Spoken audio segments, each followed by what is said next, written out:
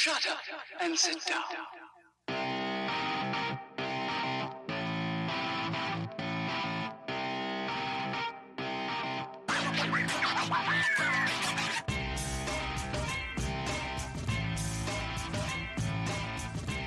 Welcome to the Bricks King podcast, where I'm going to bend your ear about Lego, review those amazing bricks of plastic, and discuss what is new and up and coming around the Lego world. I'm your minifig host, Matt. Let's build on it. Welcome in, everybody. How are we doing today? Doing good? Good. I'm doing better.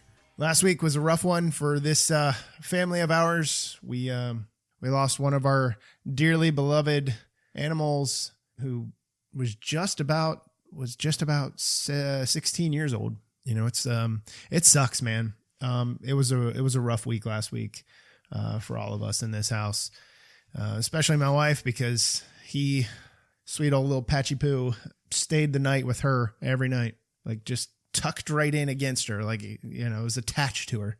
Anyway, so we took a few days away. It was a rough one, but you know, disease, man, disease in animals, disease in human, it sucks. It sucks watching somebody or some animal that you deeply love go downhill quickly. It really sucks. But anyway, we are back today, and we are talking about Lego City construction, not just Lego City. We've got two sets today, and we've got some incredibly awesome builds. Very expensive, one of them. And then the other is a very good addition to, well, you know, of course to a city, but most definitely to as a secondary type piece of equipment to be used with the other one that we're going to talk about after this. So what we're referring to right now is the construction excavator. 60420 is the set number. Retails for $55, 55 euros. It's already been released, so you don't need to worry about that. I've just been waiting to get around to it. It's sat built, it seems like 1,000 years now at this point in time. The interesting thing about this is it is much bigger than most excavators that we have gotten before. This is not near the size of a Technic excavator, so don't get it twisted. Yeah, don't do that. That's it's not a thing here, although the size is pretty good. The nice thing about it is the boom, all the arm work, whatever you want to call it, because I don't know all the specific terms, but the boom, the arm, everything is built very solidly. You have some Technic mixed in with some standard system stuff. They even went so far as using hoses as details here to be able to get that little bit of extra feel, that realistic. This is what it looks like on the outside. We should do our best to make it look like this on the inside, or on the exterior, I mean. Anyway, cool thing about it is this boom, this arm, the bucket, everything. The bucket is a big real bucket. It's a Technic bucket. I think it falls under a Technic piece. You've got full extension on that. All right. With the bucket, you can open that up completely. You do get some bricks and some literally like brick type pieces and some slopes and stuff that you can actually scoop up with this and play with. Your kid can play with, whomever. So that is nice to be able to get. The bucket can sit flat on the ground. I do like that. Again, realism to a certain degree is a big deal. Now, here is where I struggle a little bit. We start getting into the issue of some things. I'm sure this has to do with weight, because the weight of the back end of this thing is not that big. If you did not know, an excavator on the rear swing of it, that is, you know, steel. I believe it's steel, but iron, whatever you want to call it. It is the counterweight, right? It is the counterweight for the digging and everything like that, so that this thing does not tip over. I have a feeling that the reason that you cannot extend some of this as far as you would like, because it is brick locked, is due to the weight on the back end. It probably would not hold it. It would probably tip over. So I'm assuming that's a quality thing, that they were like, you know what, we can't do that, so here's what we're going to do. So the very end arm, you cannot stick out the entire way. Then it's almost like a 2-section boom here. All right. It's yellow. It's got yellow plating, tiling on the sides. The section that connects to the main excavator, All right. You've got two little piston ideas here to help it move it, keep some friction on it. It's nice.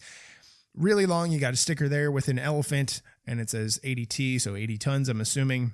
And then you get to the point where it connects to the center arm. And the thing here is there is no movement in it. It is locked into place. It is 100% plate locked, so you cannot do anything with it. You can't move it. You can literally do nothing with it. Now, when you get to the end, like I said, the last arm piece, you do have another piston here that allows you to move it in and out and stuff like that, just as you do the same on the bucket on the end. That is nice. The only thing is you don't get the same amount of reach as you would with a different model. Now, one of the other things, and this is the main issue that I have with this, and we're going to hit it right now because this is the part where it matters the most, okay?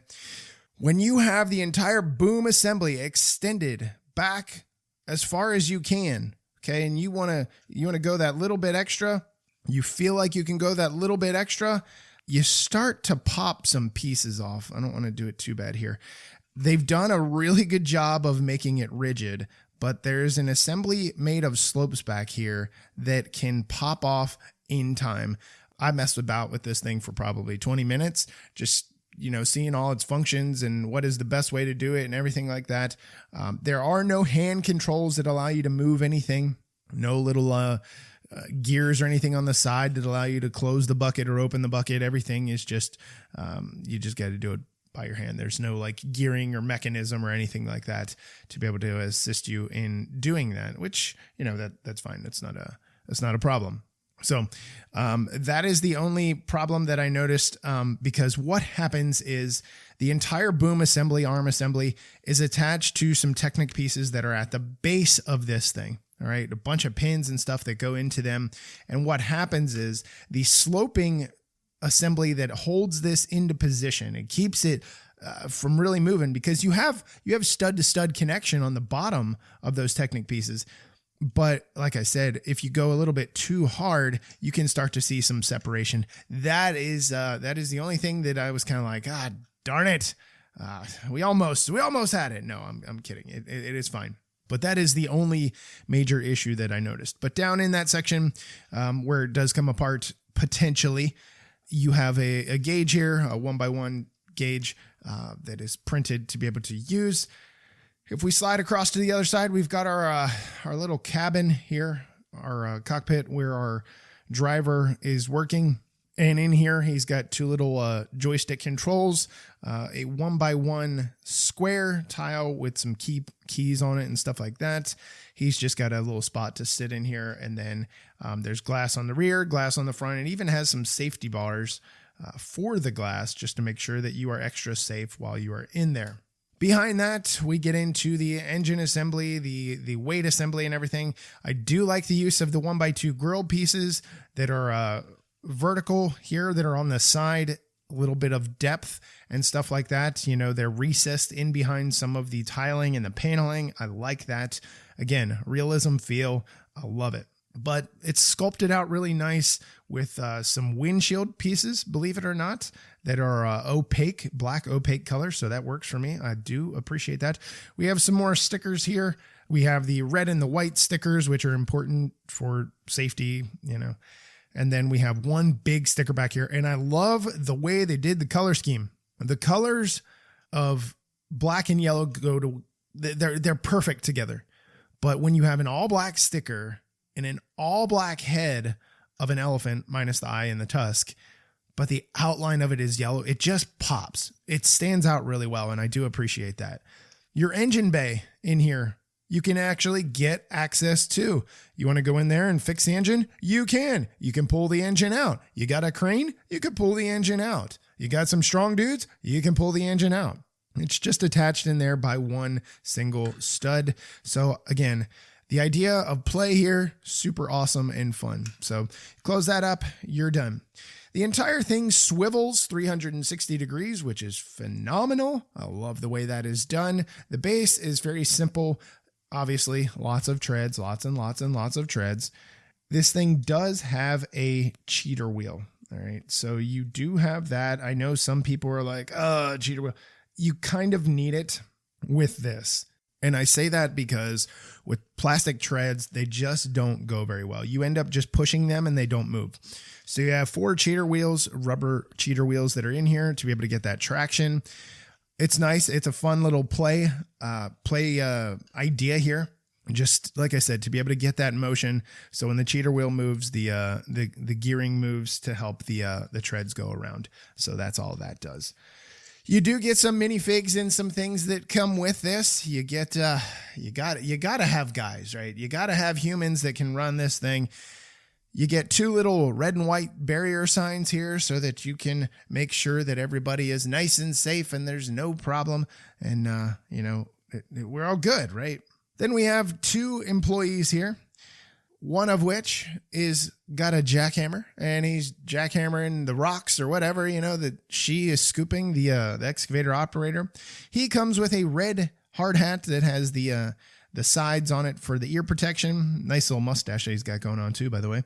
Props to you. He's wearing darker gray overalls with an orangish colored shirt.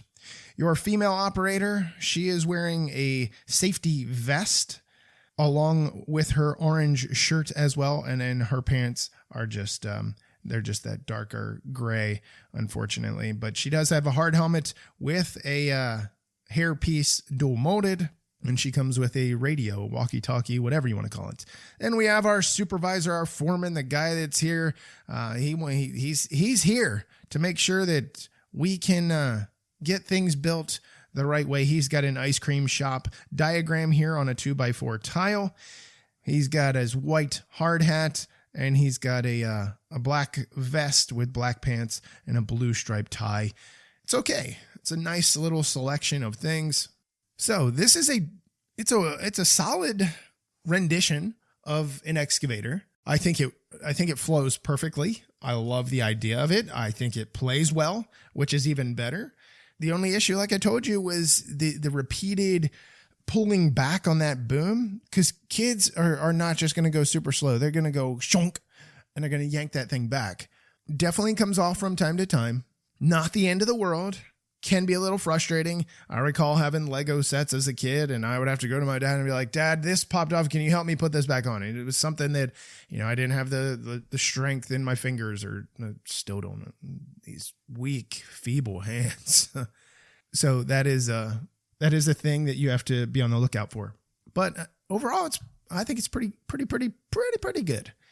So let's move on to the last one that we're going to talk about today, the last Lego City set that we're going to talk about for the foreseeable future. And I was, when I saw this initially expected to be released, I was blown away, because I have just about every crane that they have done for the last 30 years. I think I have them all. And when I came out of my dark ages, one of those that was available was a crane, and I still have that one. And it came with a building, a 3-section building. Wish we got something like that here. We don't, but we do get a little building piece with it. But the crane is way more advanced than that one from, what was that, 2008? Something like that. It is way more advanced than that. So let's go ahead and get into the mobile construction crane. Set number is 60409, has 1,116 pieces, and retails for $110, 110 euros.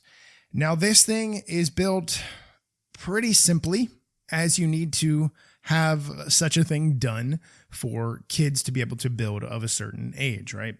So that is definitely something you need to take into consideration here. However, it is beyond anything that I would expect for an 8-year-old, 9-year-old, 10-year-old. I'm not sure. I believe maybe it's 8+.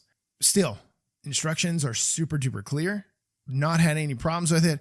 And there's just a lot of fun setting up and tearing down to be able to play with this thing. All right. So the one thing that you notice when you build this thing is the endless amount of wheels. There are 16 total tires on this thing. Well, technically 2 more if you count the other rubber pieces that we'll talk about here in a little bit. But the wheels on the ground, there's 16 total. You build this thing in little sections at a time, and then you connect everything together and lock everything into position so that it stays connected. The base is very, very solid. It is one of the things that you spend the most time on because it is the most important to keep this thing, well, upright, down, safe on the ground, balanced, whatever you would like to say. So, aside from that, what do we have? Well, we've got a giant construction crane. Who doesn't love messing with cranes? Little kids love this kind of stuff. They figure out all the different things that they can lift. And believe it or not, you can lift a lot more than you realize. Now, what you do get in this to be able to lift is a mobile toilet, a porta potty. I don't know what they're called over in Europe or anywhere else around the world, but a porta toilet, maybe. So you have a brick built one here with some TP on the inside and a sticker on the outside that shows, hey, this is where you go. It's got a little anchor in the top of it to be able to lift it from spot to spot. So let's go ahead and go through the aesthetic of this before we get into the features. And each side is identical just about, and I'll notate that here in a moment. But if you start in the front, you have this heavily Technic built crane, but it is a free swivel crane in the sense that it is attached by rope, but it is not, it's not brick solid. It's not click locked into place, nothing like that. So that is great. That hangs down in front of the cabin where your driver, your operator is moving this thing because he's not operating this thing from that position. You have two different seatings. You have your driver and then you have your passenger. Both roof sections come off. Down inside here, we have some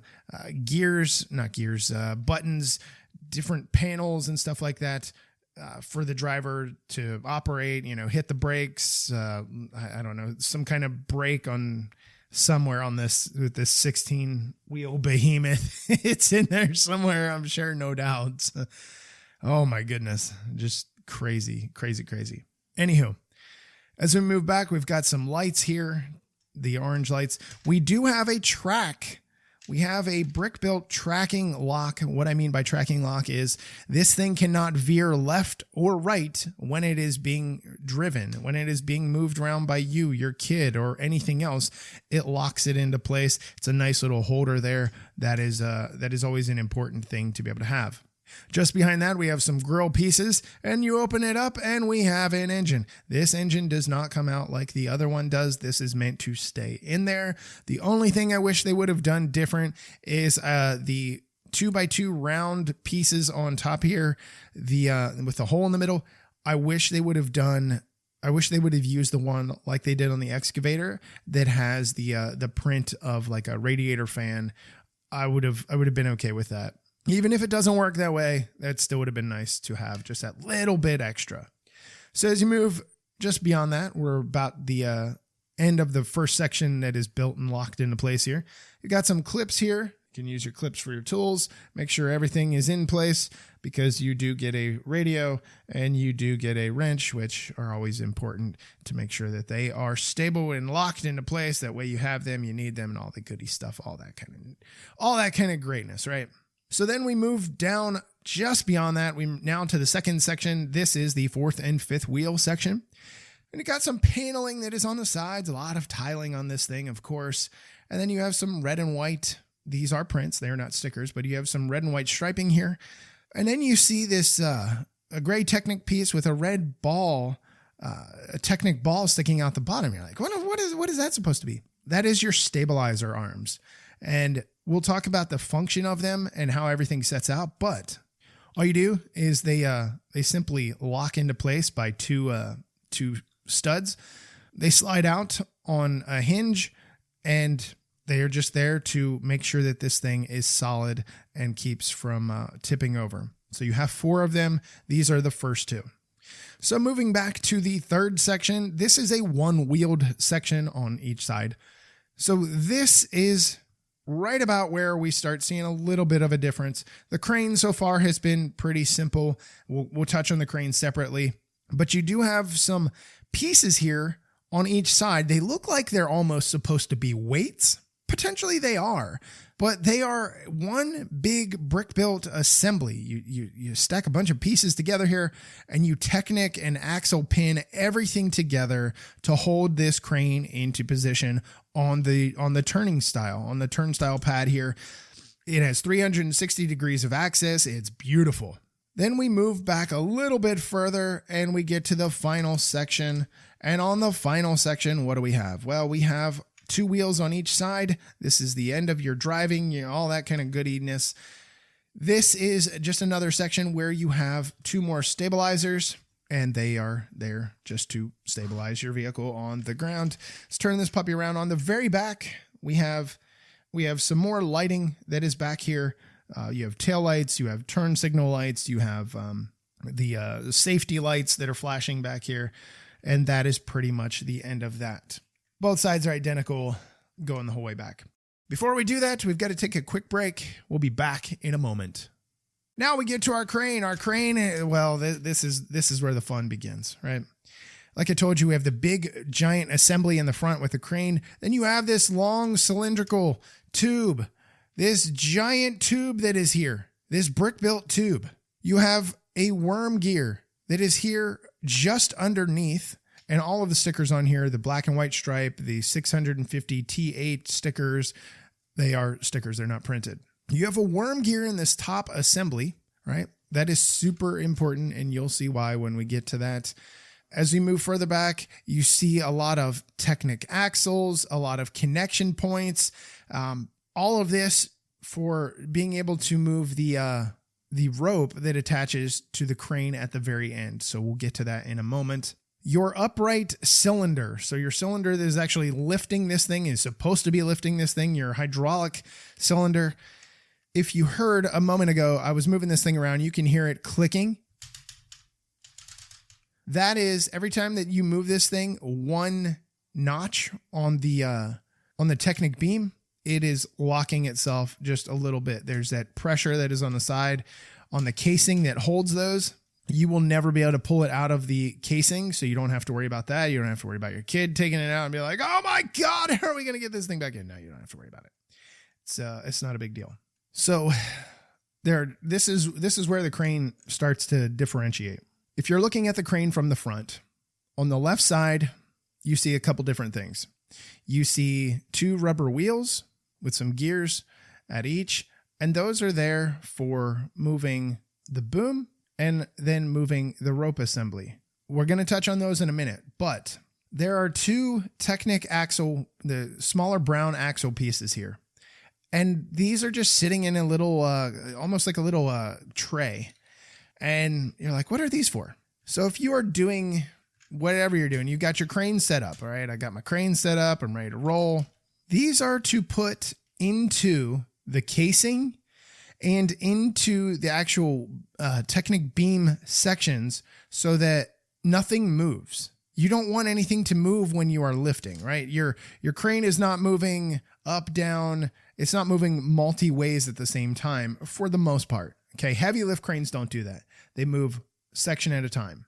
So I appreciate that to help with, if you are lifting something heavy, it's going to keep the strain there without it, clicking to the next spot and the next. You don't have to worry about that. So you have those there for that reason specifically. If you move to the right side of the crane, this is where your operator for the crane sits during construction. All right. Your roof assembly comes off. It is attached to the glass piece as well. So keep that in mind when you go to take this off. It is only attached by 4 studs on the very top of this thing. You can take it off like that. I'm just one of those people that I always take everything off, but there is also a way that you just lift it straight up and backwards. It rotates on some Technic pins here. So that works as well. The assembly itself rotates out from the side of the crane, which I think is super cool. I'm not really sure why that is, but I think that's pretty neat. Or you just put it back into place and it stays in position. You have 2 little joysticks in here for your character. No printing, no tiles, no nothing like that in here, not even a sticker. So that's kind of a bummer. I wish they would have gotten something there. So moving to the rear end of the crane here, You have your giant spool of string, which is a very, very, very long string. It's not a black string. It's one of the silver strings. I honestly thought about even getting something a little bit stronger just for the sheer fact that I'm a weirdo. Then we move back to the very end section back here, and we've got our counterbalance weights. They say 10T, the stickers on the side. These things are actually pretty beefy, so it's nice to be able to have that. And then we have our plates. We have our feet for our, there we go. For our feet, our booms on the side to be able to secure this thing, make sure that everything, we've got a nice solid base. So the wheels don't really lift completely off the ground, but it does enough to be able to solidify your base. Now you get 4 of them. They use the same joint that we talked about with the Lego delivery truck, the car hauler truck, that new piece that Lego has created that allows you to click a Technic ball into that position and seamlessly in and out, remove it easily. So you get that with these 4, and they have a storage place on the back of the crane. So again, nice because everything has a spot. Every tool has a spot. Every single thing has a spot, and I am here for it. I love it so stinking much. Again, all the little details that go into these things is what changes how people enjoy them. Kids enjoy them. So I'm just a fan of those little details. So now what we have, we've got our feet extended out, crane ready to go. You can lift your crane up. And like I said, those wheels on the other side, on the far side, on the right side, if you're looking at it like you're driving in it, your rear wheel allows the crane to be able to move the actual hook assembly up and down with the string. And then the other one allows you to extend the, I don't know, is that an inner boom? That allows you to extend that thing way, way far out. And I will tell you, it is something. I had mentioned your pieces, your brown little axle pieces. I forgot one of them goes in here once you have this thing set out, and then the other goes in your other section. But I've still got this thing going. I'm worm gearing this puppy out. I'm way out here, and you're like, oh my God, it's going to keep going. Nope. It eventually stops. But the great thing is about this is probably about 2.5 feet of distance on this crane. 2.5 feet. I don't think you realize how much that really is. It does get a little scary though, because this thing does have a lot of play in it, in the base of this, in the turntable. So it does turn into a little bit of a scary mess, but you're not going to be lifting like rocks or anything like that. Some kid will somewhere. It's a thing. Kids just do. They just have fun, right? So, real simple concept with that worm gear. I love the way that entire assembly goes in and out. It's flawless. It's beautiful. You lower it down, you can pick up whatever you're going to pick up. And the great thing is, and I understand, like I told you, they did not give a building or a building sections to be able to put in here, which I was kind of bummed about because, the one we've gotten in the past, we've been able to do that. Well, what does that do? That allows for your creativity, your kids' creativity to, build something of your own and have it lifted. And you decide how you want to lift it. Do you want to use the, just the regular crane piece? Do you want to attach something to it and make an attachment? There's so many different ideas here. And nothing's wrong. Like there's no right or wrong answer here. It is whatever you want to do. So then we move on to minifigs. We got to talk minifigs because everybody wants minifigs. There's stuff in here. So I guess we gotta talk minifigs, right? Alrighty. So we have a number of minifigs here. We've got a gentleman that's got some dirt on his face. All of these have hard hats, but he has got a red hard hat. He's got the safety vest on, the safety orangish red on, gray pants. Then we have our female. He comes with a wrench if you want him to. He could have a wrench. Or maybe you want him to have something else. Maybe he uses the jackhammer from the other dude. I don't know. I don't know what they would need a jackhammer for the crane necessarily, but whatever. Then we have another female here. She's got orange glasses. She does actually have two faces on. She's got her orange safety glasses on one side and not on the other. Red hard hat and the ponytail dual mold here. So that's nice. She comes with a radio. Her legs are printed. And this is what bums me out about Mr. Homeboy here that we just talked about. He does not have the safety printed legs. I wish they would have done that. Then we have our Homeboy here, and he's got a red hard hat with his hearing protection. He comes with a wrench. He is also wearing his overalls with those safety printed legs as well. You do get alternate hair pieces and stuff like that for your minifigs, which is always great. So if that's a big thing to you, awesome. I just tend to throw them in a container somewhere because they end up getting lost. Maybe that's what Lego needs to do next, is create a container for the extra minifig hair pieces. That'd be pretty funny. Then our supervisor here, she is wearing a suit jacket with a white shirt. White doesn't look very good because it's a black, top. Anyway, and the gray legs, she's got a white hard hat on with her dual molded hair as well. She is carrying a 2x4 tile. This one is for the Robo. This would be the Robo, the park that we keep talking about. It never fails. I don't know if that was something where maybe there was a design aesthetic and somebody was like, oh my God, we've got to have this in there. How great would this be if we just keep hitting at this? We did it at the dock. We've done it with the other ones. We've done it with the transport. Like, we get it.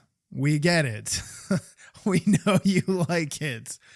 I like it too. Anyway, so that is all the things. That is all the things with Lego City that I currently have built. I still have some more that I've picked up, and still waiting for some in order to get here. Anyway, this thing is a work of art. It is one of the most fun play sets for a single vehicle that I have done in a long time.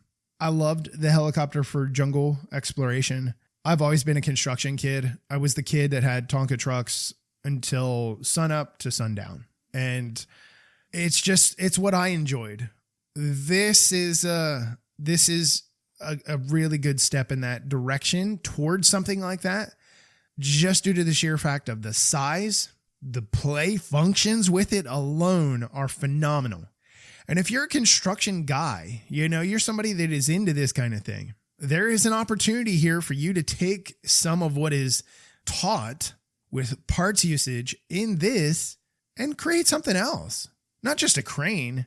I'm just thinking of all the crazy construction equipment out there, digging equipment, mining equipment, everything that is out there. Really, really, really cool. As a score for these two, the other one, the excavator, I'm going to go I think we're going to go 8, maybe 7.75. The entire boom arm assembly, with that wear and tear use of it over time popping, wasn't a big fan of.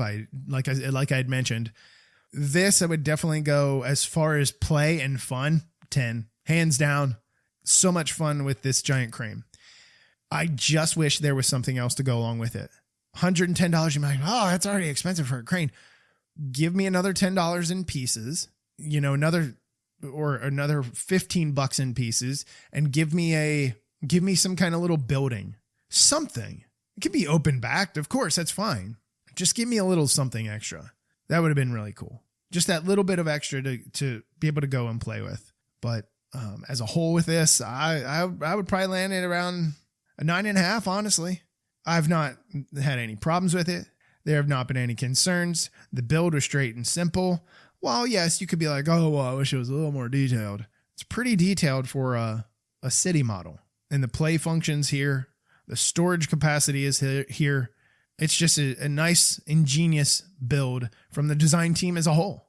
And I appreciate it. We probably won't get another one for another, I don't know, 8 years, maybe longer. So you better appreciate it now. Anyway, we have Speed Champions coming up. We've got a backlog that we're working on right now. We've got some Formula One things coming your way. And in August, August is going to be our space month. Going to be hitting a lot of things space related. So before we get out of here real quick, some news that is coming up. Like I said, August, we're going to be doing a space theme month with some of the awesome, huge Technic and Icons builds that are out there, plus some other things. We're going to go some retro. I've got some retro to throw your way. However, in August, I will be in Albuquerque, New Mexico. We will be there for the Albuquerque Brick Convention. It is Saturday, August 10th from 10 a.m. to 7 p.m. And it's also there Sunday. I will only be there the one day. I will be there likely just on Saturday, set up on Friday, and be there on Saturday to do interviews and all that kind of greatness. If you're in the area and you're curious to attend, I definitely think you should look into it. It's their very first, it's their inaugural. So I was asked about attending. I was reached out to and said, hey, would you be interested in something like this? So absolutely yes. So here is some of the information in case you are curious. It will take place at Balloon Fiesta Park in the Sid Cutter Pilots Pavilions in Albuquerque, New Mexico. That was a mouthful. It is the 10th and the 11th of August. The public show hours for you people that are going to want to go and check things out. Saturday from 10 to 7 and Sunday from 10 to 4. Online ticket sales end at midnight the day of the event, so don't wait. Tickets are available at the box office the day of the show, but it's cheaper to buy online. Tickets at the door are $15, $12 if you buy them online ahead of time, and children that are age 6 and under are free. If you have if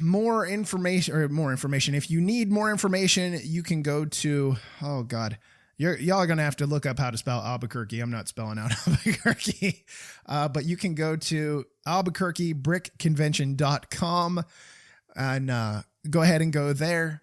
Get your tickets. Go see it. It's going to be a fun show. Anytime there's a inaugural first annual type show, they just have a different vibe to them. They have it's a different experience. It's fun. And I encourage you, if you're in the region, if you're in Albuquerque, if you know somebody in that region, tell them to go. They won't be disappointed. I think they will definitely enjoy it. And if you are one of the listeners that is there, going to be there, come say hey.